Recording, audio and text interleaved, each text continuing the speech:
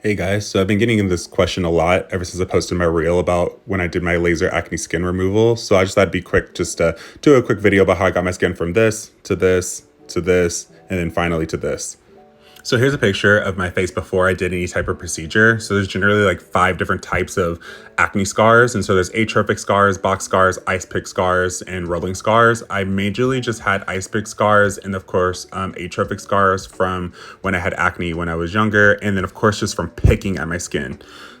So if you're someone who is like anxious or very hyper aware of your appearance and your skin, this is definitely a bad habit you want to work on breaking. So like I said, I do have some acne scars and then of course some laxity of the skin from just losing weight over the years. The name of the procedures that I got is known as a plethora of different things, but for simplicity purposes, I'm just going to call it fractional laser skin resurfacing. So usually there's 1 or 2 different types of lasers that are used for this procedure. I actually had both of them used on mine because it just depends on why you're going in for the procedure. Mine's just for acne scars and maybe some hyperpigmentation.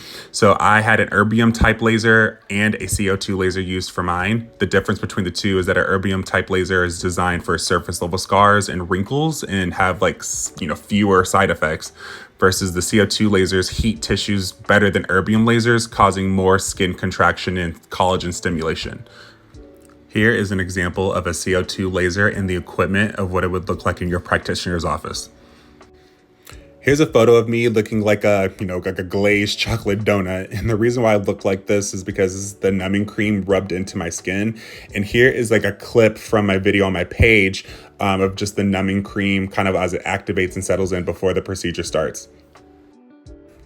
All right, so the next few photos are kind of graphic, so just be forewarned. This is a photo of me immediately following my first round of treatments. As I mentioned, I had both the CO2 ablative laser and an erbium laser used during my procedure because I was treating both acne scarring and hyperpigmentation. If you look closely at my forehead area, you will see what looks like tiny dots. This is because the CO2 laser produces skin damage to kind of encourage skin resurfacing and collagen stimulation. It does this by creating like micro holes from the laser that pulses the dermis skin layer. So they do this by like the stacking mode method in which the practitioner goes along the dermis with the laser and pulses the laser going like deeper each pass. So here's like an example of the micro holes I'm speaking of from the stacking method. This essentially encourages like skin tightening as the skin heals with the new formation of collagen formation. Okay, on this next photo, this is me on the same day, but just later that night. And you can see here, I'm starting to scab from the buildup of white blood cells in the collagen. I know this looks scary, but honestly, it looks worse than it feels. And bear in mind, these scabs will eventually fall off over the next 4 to 5 days as you continue to heal, and wash your face about 3 times a day following your laser treatment. The reason I'm giving Krispy Kreme glazed again is because the aftercare does come with a recovery balm that you put on for about 24 to 48 hours following your procedure, and which is given to encourage the skin's natural healing process as it alleviates irritation caused by the laser. This is similar to like any type of like clinical shield like recovery balm prescribed after a skin procedure such as like laser, microdermabrasion, or even chemical peels. Here's a pic of me. I think this is maybe like 2 days after my procedure.